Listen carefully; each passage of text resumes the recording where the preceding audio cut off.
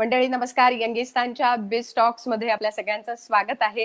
बिझटॉकच्या या माध्यमातून उद्योजकांच्या दृष्टीने दिशा देणाऱ्या अशा गोष्टी आपल्याला अनेक उद्योजकांकडून ऐकायला मिळाल्या आणि आज आपण अशा एका उद्योजकांशी बोलणार आहोत की ज्यांनी खऱ्या अर्थाने म्हणजे घरात येऊन आपल्या प्रत्येकाच्या घरात येऊन क्रांती घडवली असं मी म्हणेन. ते निर्लेपचे राम भोगले आज आपल्या सोबत आहेत. सर नमस्कार. कार्यक्रमात स्वागत आहे तुमचं. नमस्कार, धन्यवाद. मी जसं आता म्हटलं तसं की एक काळ होता जेव्हा फक्त असे तवे वापरले जायचे की बिडाचे तवे, लोखंडाचे तवे असे वापरले जायचे आणि मग घरातल्या गृहिणींना ते एक मोठं टास्क होतं. आमचं धिरडच चिकटलं, आमच्या पोळ्याच नीट झाल्या नाहीत, आमचं थालीपीठच नीट बनलं नाही. या सगळ्याला निर्लेपने एक खूप सुंदर उत्तर दिलं आणि एक खऱ्या अर्थाने क्रांती घडवली असं मी म्हणेन. तर या क्रांतीची संकल्पना कशी सुचली? मला वाटतं तुमच्या वडिलांपासून सुरू झाली ही संकल्पना. तर त्यांना कशी सुचली आणि तो प्रवास सुरू कसा झाला? माझे वडील आणि त्यांचे बंधू म्हणजे निळकंठराव भोगले आणि श्रीकांत भोगले, विष्णू भोगले ही मंडळी हॉस्पिटल इक्विपमेंट ॲक्सेसरीजच्या व्यवसायात होती. 1957-58 मध्ये हा व्यवसाय मुंबईत सुरू झाला आणि मग 1961ला सरकारच्या त्या काळातल्या धोरणाचा फायदा घेत औरंगाबादला हा उद्योग व्यवसाय त्यांनी हलवला आणि या व्यवसायात 1965 मध्ये एक खूप मोठं संकट उभं राहिलं. 1965 मध्ये आपलं पाकिस्तान बरोबर युद्ध झालं आणि या युद्धाला लागणारा सगळा शस्त्र पुरवठा मिळवण्याकरता परदेशी चलन सगळं त्याच्याकरता वापरावं लागलं आणि त्यामुळे सरकारने अनेक वस्तू ज्या आयात केल्या जायच्या त्याच्यावर बंदी घालायला सुरुवात केली. त्याची जी लायसन्सेस ते द्यायचे आयात करण्याकरताची ती त्यांनी बंद करायला सुरुवात केली आणि त्यात महत्वाचा निर्णय आमच्याकरता जो होता तो स्टेनलेस स्टील धातू आयात करण्याकरता लायसन्सेस देणं सरकारने बंद केलं. बरं. आम्ही हॉस्पिटल इक्विपमेंट ॲक्सेसरीजच्या व्यवसायात असल्यामुळे आमच्या बहुतेक प्रॉडक्ट्सला स्टेनलेस स्टील हा एक आवश्यक घटक होता आणि स्टेनलेस स्टील मिळणार नाही म्हटल्यानंतर आम्ही जे बनवत होतो त्यातल्या बऱ्याचशा गोष्टी बनवणं शक्य होणार नव्हतं. मग आता याच्यावर मार्ग काय? तर लोखंडावर काही प्लास्टिकचं कोटिंग करून ते स्टेनलेस स्टील ऐवजी वापरता येईल का असा एक विचार पुढे आला. पण त्या काळात मिळणारी बहुतेक जी काही प्लास्टिक कोटिंग होती ती हॉस्पिटलमध्ये वापरल्या जाणाऱ्या एक्सरेच्या करता वापरल्या जाणाऱ्या केमिकल्स बरोबर रिॲक्ट करायची आणि कॉन्टॅमिनेशन निर्माण व्हायचं. आमचा हा सगळा माल त्या काळात आक्फा गेव्हर्ट इंडिया लिमिटेड म्हणून एक त्या काळातली कंपनी जी जर्मन ओनरशिपची होती, भारतीय कंपनी पण जर्मन ओनरशिप. तर तिचे त्या काळात जे अध्यक्ष होते भारतीय कंपनीचे ते एक मिस्टर लायडन म्हणून होते. लायडननी माझ्या वडिलांना असं सांगितलं की पॉलिटेट्रा फ्लोरोइथिलीन नावाचं एक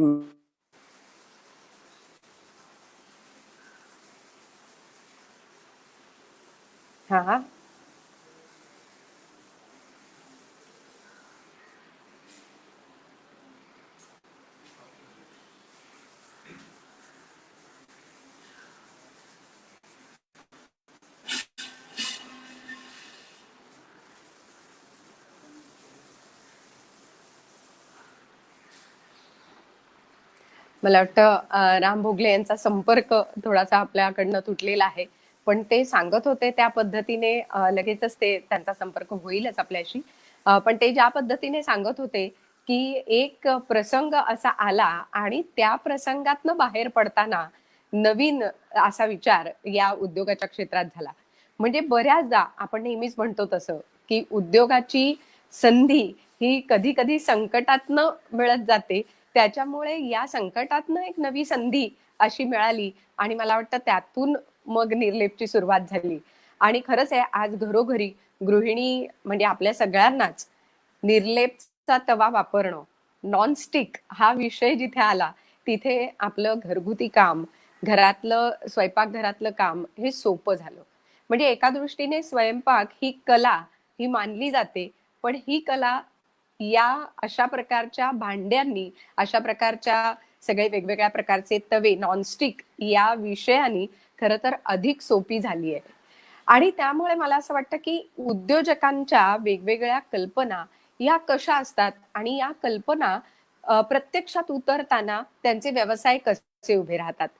आज यंगिस्तानच्या माध्यमातून जेव्हा आपण सगळे जोडले गेलोय, तेव्हा आपल्यापैकी सुद्धा अनेकांच्या मनात अशा वेगवेगळ्या संकल्पना निश्चित आल्या आणि याच संकल्पनांमधनं तुम्ही तुमचे व्यवसाय ते देखील सुरू केले. आता हे व्यवसाय सुरू झाल्यानंतर अडचणी या येतातच, पण ज्या अडचणींवर जो मात करतो तो खरा माणूस. आणि सर तुम्ही सांगत होतात त्याप्रमाणे अडचण आली आणि अडचणीतनं तुम्ही मार्ग काढत होतात. काय झालं पुढे?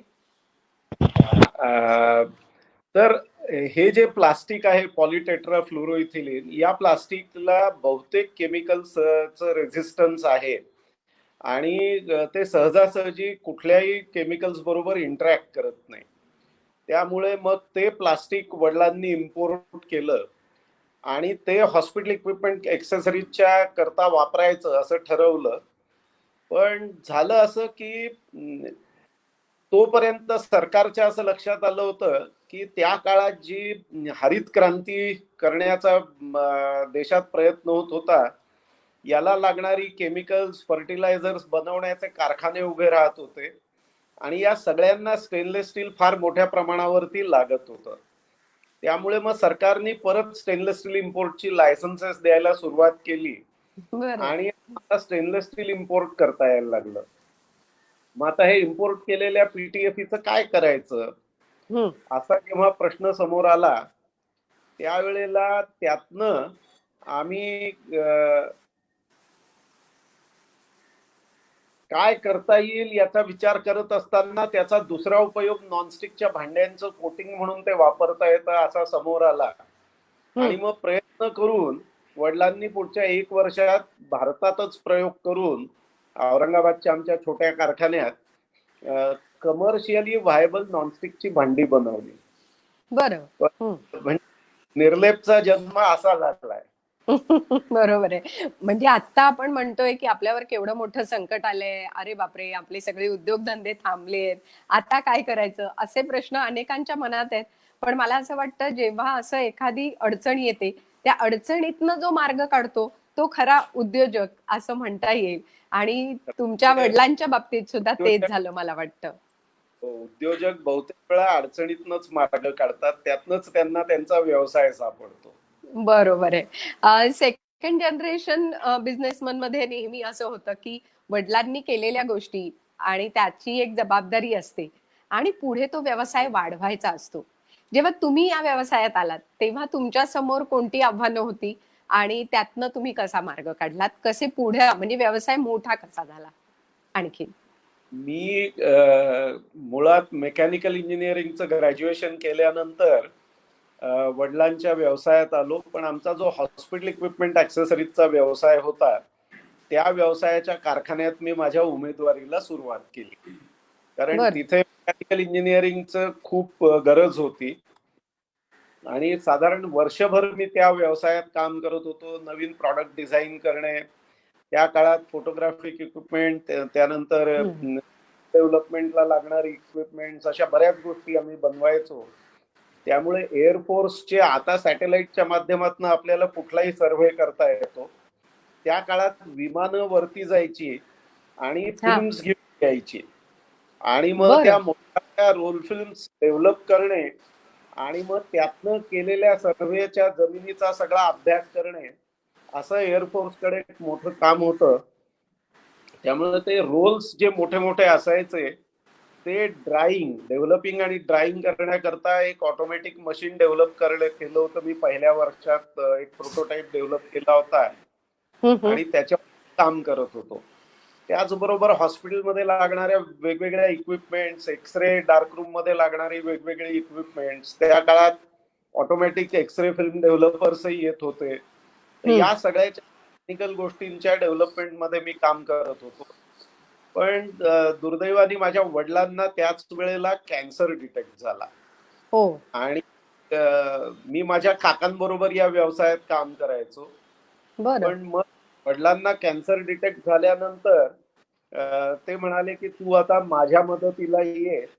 म्हणून मी 1 वर्षांनी निर्लेपमध्ये शॉप फ्लोअर वरती इंजिनियर म्हणून कामाला लागलो. हम्म. आणि माझ्या लक्षात आलं की वडिलांनी जी प्रोसेस डेव्हलप केली होती ती साधारण त्या काळात उपलब्ध असलेल्या टेक्नॉलॉजीच्या माध्यमातून केलेली होती. त्यांनी अनेक डेव्हलपमेंट्स केलेल्या होत्या, पण त्या डेव्हलपमेंटमध्ये काही फ्लॉज होते. बरोबर. ते फ्लॉज दुरुस्त करायला वडिलांना कदाचित वेळ झाला नसेल, कारण साधारण 67 साली आम्ही कारखाना सुरू केला निर्लेपचा हम्म. आणि त्यानंतर 72-73 पासून एवढी डिमांड वाढली, आम्ही युरोपला बरोबर. एक्सपोर्ट करायला लागलो, जगभरातल्या जवळजवळ 70 देशांना एक्सपोर्ट करायला लागलो. वा. हा. त्यामुळे आहे ते प्रोसेसेस मल्टिप्लाय करणे, म्हणजे एक मशीन असेल तर तशी 10 मशीन्स उभी करणे, अशा स्वरूपाचं ते एक्सपान्शन झालेलं होतं. आणि हम्म. 76 मी जेव्हा इंजिनियर म्हणून कामाला लागलो तोपर्यंत देशात दुष्काळामुळे विजेचा तुटवडा निर्माण झाला होता, अॅल्युमिनियमचा तुटवडा होता आणि या सगळ्या चॅलेंजेसला तोंड देत आम्ही कारखाना चालवत होतो. त्यामुळे चॅलेंजेस हे बिझनेस प्रोसेसेस मध्ये ऑटोमेशन आणणे हे माझ्या समोरचं पहिलं चॅलेंज होतं. प्रचंड मॅनपॉवर डिपेंडंट जी ऑपरेशन होती त्यांना आपल्याला कसं हे करता येईल हे चॅलेंज होतं. आणि 77 साली पहिल्यांदा हम्म. आमच्या कारखान्यात युनियन्स आली. त्यामुळे बरं. मग तर हा प्रश्न खूपच आयरणीवर आला की एवढ्या मोठे माणसं घेऊन आणि त्यांच्या मदतीने प्रोडक्शन करणं हे दिवसेंदिवस अवघड होत गेलं. आणि 77चं दशक असं होतं, म्हणजे 70चं दशक, की हम्म. कामगार चळवळी अतिशय अग्रेसिव्ह होत्या. म्हणजे त्यांचे एकंदरीतच डिक्टेट करण्याची जी काही क्षमता होती ती बरोबर. मुंबई सारख्या ठिकाणी सुरू होऊन पार औरंगाबाद पर्यंत पोहोचलेली होती. आणि त्यामुळे युनियन्सना तोंड देणं सोपं नव्हतं. हम्म. एकंदरीतच देशाची जी सगळी राजकारणी मंडळी होती त्यांचा कल हा कामगारांकडे जास्ती आहे आणि कारखानदारांकडे फारच कमी होता. बरोबर. त्यामुळे हम्म. सगळं मॅनेज करता प्रोसेस ऑटोमेशन आणि त्याच्यात काय करता येईल याचा विचार मी सुरू केला. आणि छोटा कारखाना होता, म्हणजे जरी आम्ही हे सगळं करत होतो तरी आमचा रेव्हेन्यू काही फार मोठा नव्हता, कारण हम्म. भांड्याच्या हम्म. किमती फार 25-30 रुपयाला एक भांडं विकलं जायचं बाजारात, म्हणजे बरोबर. कारखान्यात बाहेर पडायचं ते 12-14 रुपयालाच बाहेर पडायचं. तर एवढ्या स्वस्तातला प्रॉडक्ट जरी हजारोनी बनवला तरी तो हम्म. काही लाखांचा टर्नओव्हर असायचा. बरोबर. त्यामुळे मी वडिलांबरोबर जेव्हा कामाला सुरुवात केली तेव्हा आमचा एकंदरीत व्यवसाय मोठ्या मुश्किलीने 18 ते 20 लाख रुपयाचा वार्षिक होता. ओ. पण बरं. ब्रँड पूर्ण देशात माहिती होता आणि हम्म. परदेशातही माहिती. हम्म. तर या परिस्थितीत खूप मोठी गुंतवणूक न करता आणि परदेशातनं कुठली मशिनरी आणायला त्या काळात सहजासहजी परवानगी मिळायची नाही.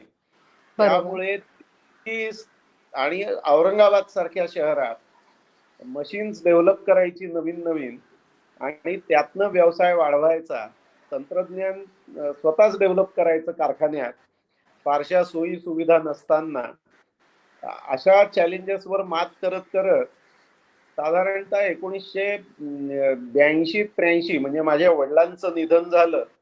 तोपर्यंत तो हम्म. व्यवसाय आम्ही 5 पट वाढवला होता. बरं. आणि वा. बऱ्याचशा ठिकाणी आम्ही ऑटोमेशन म्हणजे सेमी ऑटोमेशनचा प्रयोग करायला सुरुवात केली होती. हा. भांड्यांचं बाहेरचं पॉलिशिंग असेल तर या पॉलिशिंग करता आम्ही सेमी ऑटोमेशन आणलं होतं. पॉलिशची जी क्वालिटी असायची, कामगारांनी केलेलं पॉलिश आणि सेमी ऑटोमॅटिक मशीनवर झालेलं पॉलिश हम्म. याच्यात जमीन आसमानाचा फरक असायचा. बरोबर. एक प्रोसेस आम्ही वापरायचो तर तिचं उत्पादन जवळजवळ 2.5 पट केलं होतं आम्ही तेवढेच संसाधनं वापरून. वा. अशा अनेक गोष्टी प्रोसेस इनोव्हेशन्स करत करत साधारणतः 1990 पर्यंत परिस्थिती अशी होती की 1977 साली मी कारखान्यात लागलो तेव्हा हा. मी 99वा एम्प्लॉई होतो कारखान्याचा. बरं बरं. आणि ते 90 मध्ये आमच्याकडे 99च कामगार होते, पण उत्पादन मात्र साधारणतः 40 पट वाढलं होतं. ओ हो. बरं. वा.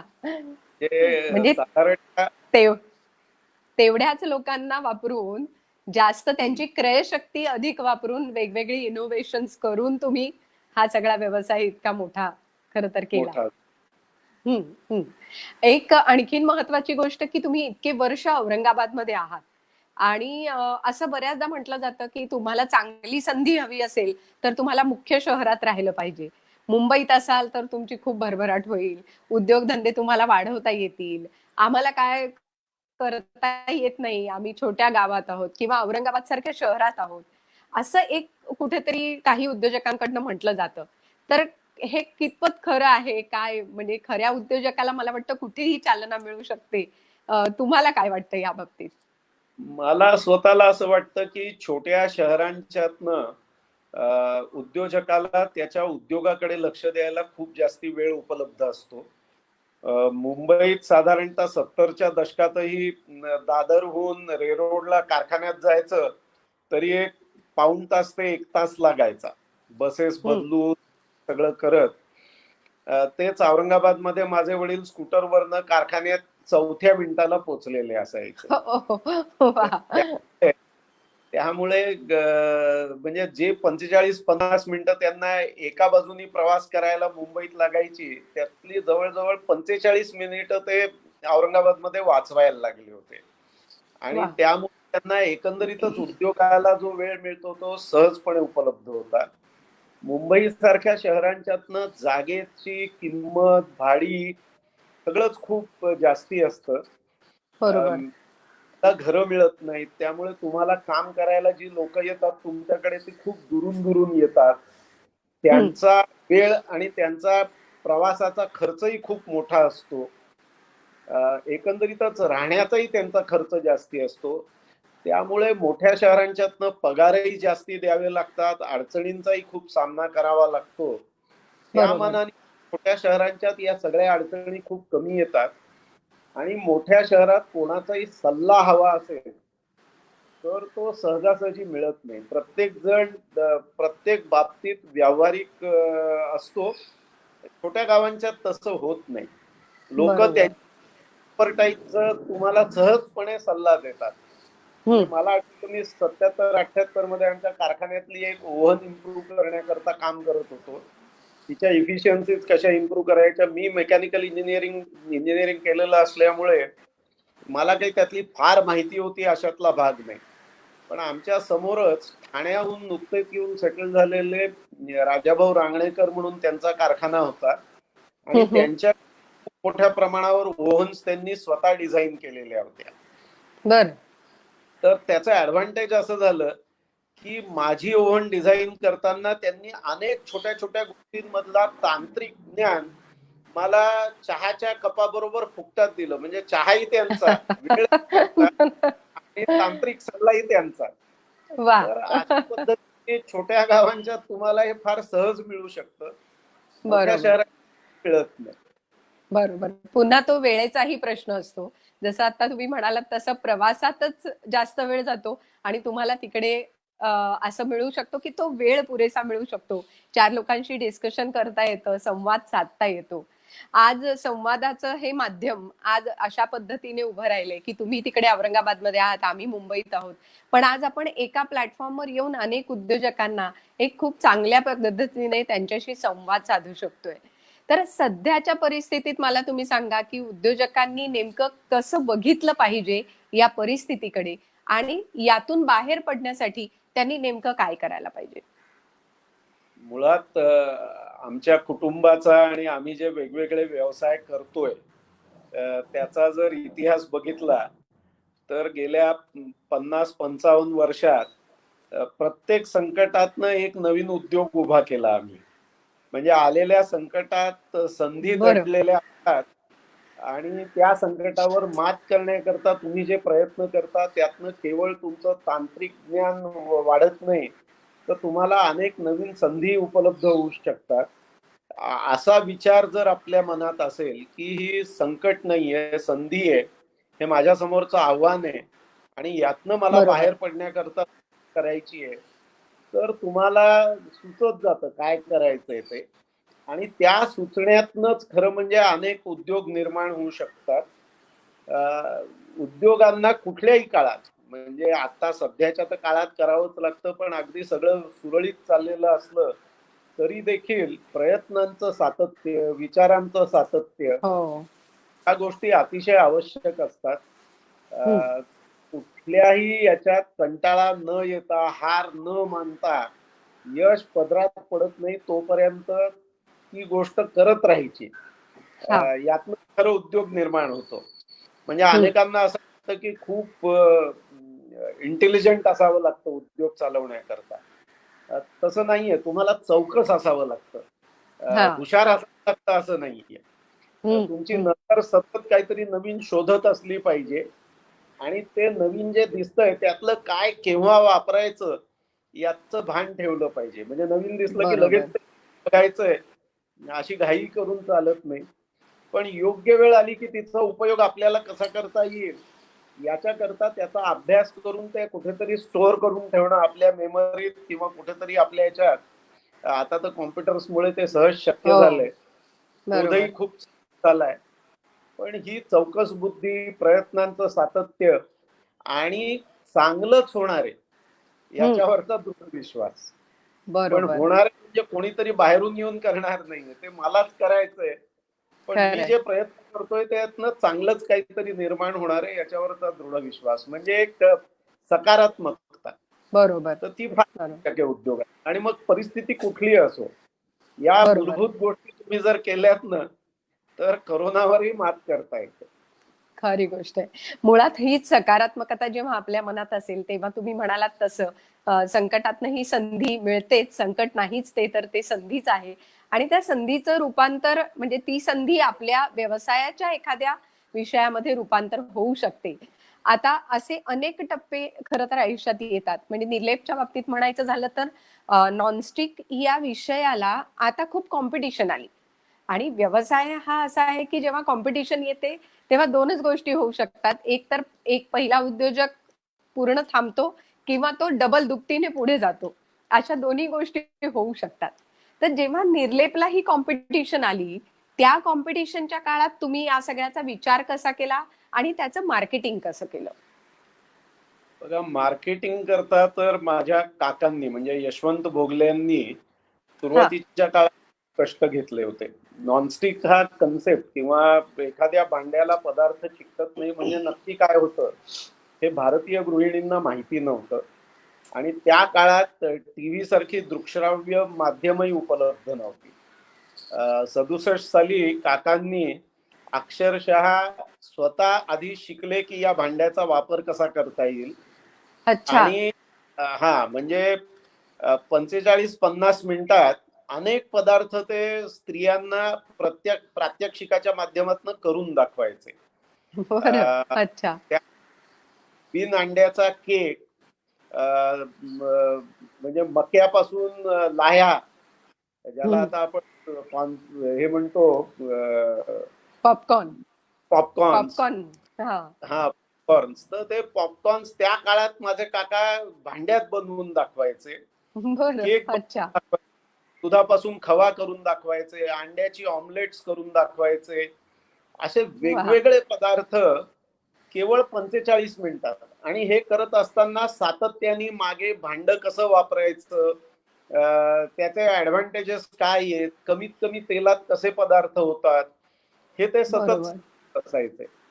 आणि अशी त्यांनी त्यांच्या आयुष्यात देशभरात कमीत कमी एक म्हणजे 7 ते 8,000 डेमॉन्स्ट्रेशन्स केली काश्मीरपासून कन्याकुमारी. बापरे! बापरे! हां. आणि त्या माध्यमातून या भांड्याची प्रसिद्धी केली. आम्ही जोपर्यंत बरोबर. व्यवसायात आलो तोपर्यंत टीव्ही उपलब्ध झाला होता. आणि 76 साली मला आठवतं की दुष्काळामुळे परिस्थिती अवघड होती.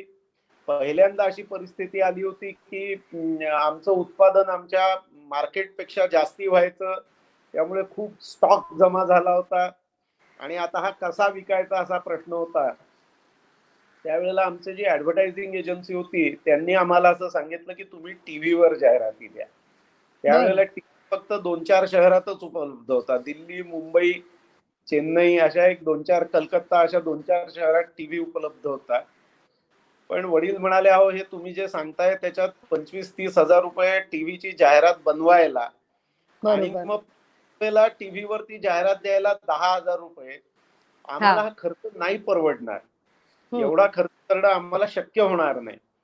तर ते असं म्हणाले की जाहिरातही मी बनवून घेतो, टीव्हीवर रिलीज करण्याचे पैसेही मी गुंतवतो, तुम्ही बरं. फक्त एवढं प्रॉमिस करा की ज्या दिवशी तुमचा माल विकला जाईल त्या दिवशी तुम्ही माझे पैसे मला पटकन देऊन टाकाल.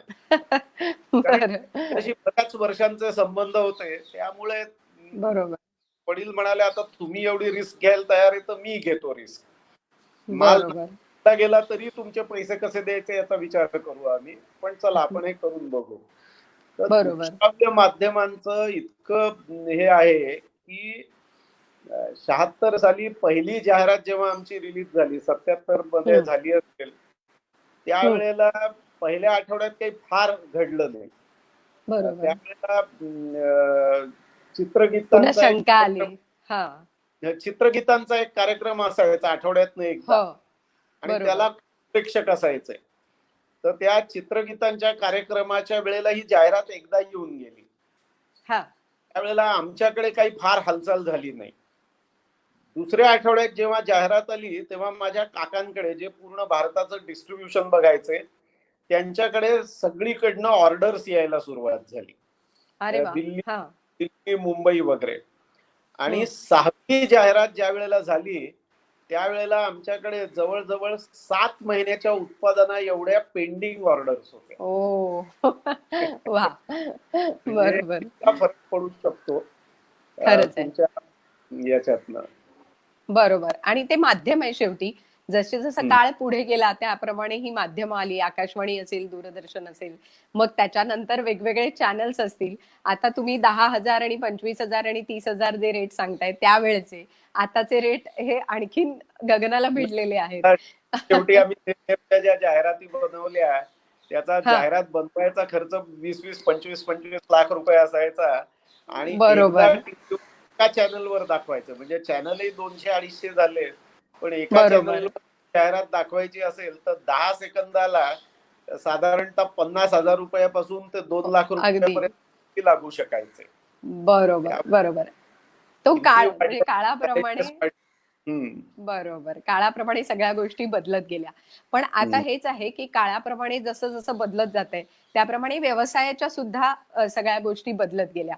आज तरुण उद्योजक काही आहेत की जे आताच्या सध्याच्या पार्श्वभूमीवर असंही झालंय की काही जणांच्या नोकऱ्या जात आहेत, काही जण नवीन व्यवसायाकडे वळण्याच्या मनस्थितीत आहेत.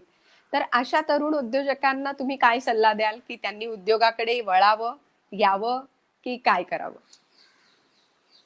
मुळात नोकरी करत असताना तुम्ही तिथे किती काम केलं, कशा पद्धतीने केलं, जे काम तुम्हाला दिलं गेलं होतं ते काम सोप्या पद्धतीने कसं करता येईल, अधिक चांगलं कसं करता येईल, याच्याकरता तुम्ही काही प्रयत्न केले होते का? हे केवळ तुमच्या नोकरीत असलेल्या तुमच्या बॉसनी सांगितलं म्हणून किंवा मालकांनी सांगितलं म्हणून नव्हे, तर तुम्ही स्वतःहून असे काही प्रयत्न केले होते का? तिथे काम करत असताना तुमच्याकडे जे काम होतं ते सोडून तुम्ही इतर काही जबाबदाऱ्या स्वतःहून पुढे होऊन घेतल्या होत्या का? त्या घेतल्या असतील तर त्या कशा पद्धतीने पार पाडल्या? याचा सगळ्याचा एक आत्मपरीक्षण या युवकांनी करायला पाहिजे. आणि दिलेलं काम सांगितलेल्या पद्धतीने जर तुम्ही करत राहिला असाल तर ते चांगलंच आहे, पण ते पुरेसं नाहीये उद्योग करायला. बरोबर आहे. त्याच्या पद्धतीने जाऊन जर ते कामात काही सुधारणा केल्या असतील, नाविन्यपूर्ण पद्धतीने केलं असेल, तुम्ही बरोबर. तुमच्या सहकार्यांबरोबर तुमचे संबंध अतिशय चांगले जोडले असतील, त्यांना अडचण आली तर ती सोडवण्याकरता त्यांना मदत केली असेल आणि तुमच्या अडचणीच्या काळात त्यांनी पुढे येऊन स्वतःहून तुम्हाला मदत केली असेल न मागता. बरोबर. तुम्ही इतर अनेक गोष्टींचा अभ्यास केला असेल. त्या ठिकाणी तुम्ही काम करत असताना तिथे घडणाऱ्या प्रत्येक गोष्टीचा जर तुम्ही बारकाईने अभ्यास केलेला असेल आणि त्याच्या संदर्भात तुमचं काम नसूनही तुम्हाला जर माहिती झाली असेल किंवा तुम्ही ती घेतली असेल तर तुमच्यात कुठेतरी उद्योजक निश्चित दडलाय. आणि मग व्यक्तींनी निश्चितपणे उद्योगात येण्याचा प्रयत्न करावा. कारण उद्योग हा नोकरीपेक्षा या बाबतीत अवघड असतो की तुम्ही 24 तास तुमच्याच उद्योगाचे नोकर असता. बरोबर. तुम्ही ऑफिस मधनं बाहेर पडलात की तुम्हाला त्याची फार चिंता करावी लागत नाही. पण उद्योगात तुम्हाला झोप लागेस्तोवर त्याची चिंता करावी लागते आणि जाग आल्यापासून परत त्याचाच विचार करावा लागतो. त्यामुळे ही क्षमता जर आपल्यात असेल त्याला वाहून घेण्याची आणि आलेल्या सातत्यपूर्ण मात करत राहण्याची, तर मला वाटतं उद्योग व्यवसायाचा विचार जरूर करावा. तुम्हाला जे सुचतंय त्यातनं तुमचा उद्योग निर्माण होईल. तुम्हाला आजूबाजूला लोकांना ज्या अडचणी येत आहेत असं वाटतंय त्या अडचणी सोडवण्याकरताचा प्रयत्न तुम्ही केलात तर त्यातनं तुमचा उद्योग निर्माण होईल. वा, मला वाटतं हा सगळा जरा थोडं चौकस राहून डोळे आणि कान उघडे ठेवून जर आजूबाजूला पाहिलं समाजाची गरज काय आहे आणि ती गरज भागवताना आपल्याला काही वेगळी संकल्पना सुचतेय का हे जर लक्षात आलं आणि सातत्य तुम्ही सांगितल्याप्रमाणे जर ठेवलं तर नवीन उद्योजक नक्की घडू शकतात. आज यंगिस्तानच्या प्लॅटफॉर्मवर तुम्ही आलात ते आम्हाला खूप आनंद झालाय, कारण आज आमचा सीझन 2 चा समारोप आहे आणि या सीझन 2 चा समारोप तुम्ही केलात त्याबद्दल खरंच खूप धन्यवाद. पण तुम्हाला स्वतःला यंगिस्तानच्या या प्लॅटफॉर्म बद्दल काय वाटतंय? हा एक बिझनेस एक्सचेंज ग्रुप आहे आणि या ग्रुपच्या माध्यमातून आम्ही काही गोष्टी लोकांपर्यंत पोहोचवण्याचा प्रयत्न करतोय. काय सांगाल? हे जे डिजिटल प्लॅटफॉर्मचा हा जो वापर आपण करताय की प्रतिथयश उद्योजकांना या प्लॅटफॉर्मवर आणून त्यांचे अनुभव तरुण मंडळींपर्यंत पोहोचवणे, जे उद्योगात आहेत किंवा उद्योगात नाहीत अशा सर्वांपर्यंत हे पोहोचवणे हा अतिशय चांगला उपक्रम आहे. आणि मी असं म्हणेन की अतिशय कमी खर्चात खूप जास्ती लोकांपर्यंत हे पोहोचू शकतं. म्हणजे एखाद्या हेच करायचं ठरवलं तर त्याचा खर्चही जास्ती आहे, कष्टही जास्ती आहे. त्यापेक्षा हे खूप चांगला उपक्रम आहे आणि असा उपक्रम आपण करताय तो तरुणांकरता करताय याचा मला अतिशय आनंद आहे आणि त्याबद्दल मी तुमचं मनपूर्वक अभिनंदन करतो आणि मला यात सहभागी करून घेतलं याबद्दल मी कृतज्ञ आहे. मी तुमचे आभार मानतो. आम्ही तुमचे आभार म्हणजे आम्हालाही आभार तुमचे मानायचे आहेत, कारण आज या सगळ्या तुमच्या उद्योजकांच्या मार्गदर्शनातनं किंवा तुम्हाला आलेले अनुभव जसं तुम्ही सांगितलं की अडचणीच येत गेल्या आणि त्या अडचणींमधनं सुद्धा एक नवा व्यवसाय उभा राहिला. आणि आज खरंच आहे की डिजिटल माध्यम आहे.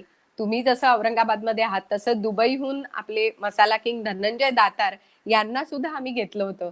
म्हणजे सांगण्याचा मुद्दा असा की देशात असो, परदेशात असो, आपल्या राज्यात असो, दुसऱ्या राज्यात असो, कुठेही जरी व्यक्ती असली तरी आज डिजिटल प्लॅटफॉर्मवरनं आपण एकत्र येऊ शकतो आणि 4 चांगल्या गोष्टी लोकांपर्यंत पोहोचू शकतात. यंगिस्तानचा हाच उद्देश आहे आणि त्या उद्देशाला पुढे नेण्यासाठी तुम्ही या कार्यक्रमात आलात त्याबद्दल खूप बरं वाटलं. आपल्या या कार्यक्रमात सहभागी झालेल्या आपल्या सगळ्या वक्त्यांना माधव बागकडनं एक इम्युनिटी बूस्टर किट दिलं जातं, कारण त्यांनाही हा उपक्रम खूप आवडला म्हणून त्यांच्याकडून त्यांनी हे एक भेट दिलेली आहे. तर ही भेट मी आत्ता तुम्हाला अशी सुपूर्द करते आणि थोड्याच दिवसात ही तुमच्यापर्यंत नक्की येईल. नक्की. आणि माधवबागच्या डॉक्टरांना माझ्यातर्फे धन्यवाद कळवा. नक्की कळवते. आणि त्याचबरोबर आज आपल्या सगळ्या मंडळींना मला सांगायचे की सीझन 2 आज संपलेला आहे.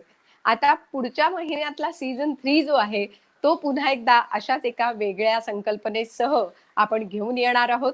त्यामुळे सीझन 3 साठी आमच्या बरोबर असेच जोडलेले राहा. सर, आजच्या कार्यक्रमात तुम्ही सहभागी झालात आणि खूप मोलाचं मार्गदर्शन केलं. त्याबद्दल खूप मनापासून धन्यवाद. नमस्कार. नमस्कार आणि तुम्हाला भविष्याकरता शुभेच्छा. धन्यवाद.